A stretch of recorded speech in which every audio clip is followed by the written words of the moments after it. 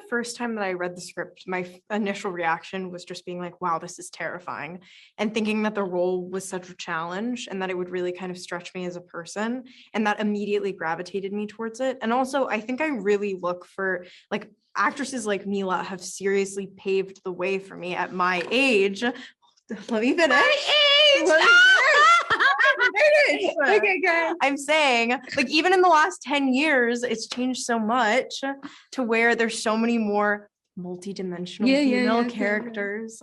And I feel like there's, the opportunity to play like a young woman that has more than one thing going on. And I think that Ani has so many things going on and she's so multi-dimensional and complex, and getting the opportunity to follow in the footsteps of someone like Mila and be able to work on a film like this was honestly an incredible honor.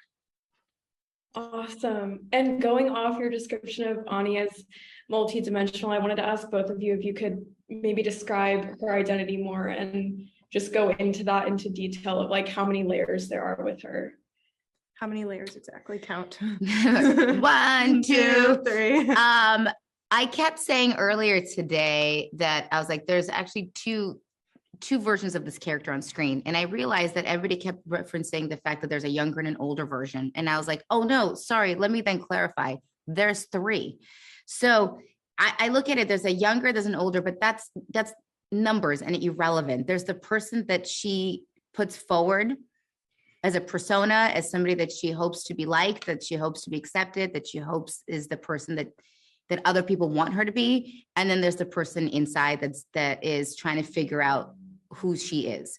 And the cool thing about this movie is you get to hear the internal dialogue while you see the external actions, and they don't always match up. It's like the cool thing about the juxtaposition of it all, where you understand her logic, you hear her say it out loud, but she decides to go and do the wrong thing.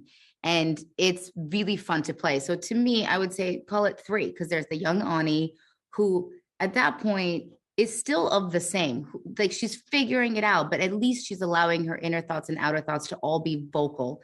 Trauma happens, and post-trauma, you bury that person and you bury them deep down inside. And sometimes they make way and they start talking to you, but you don't allow that person to come to fruition. Yeah. So 3.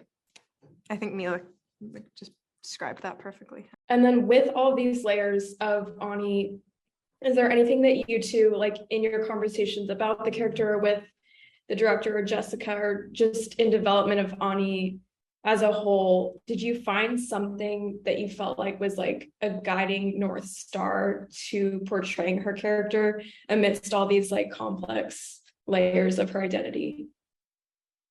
I don't necessarily think there was like one thing, at least for me.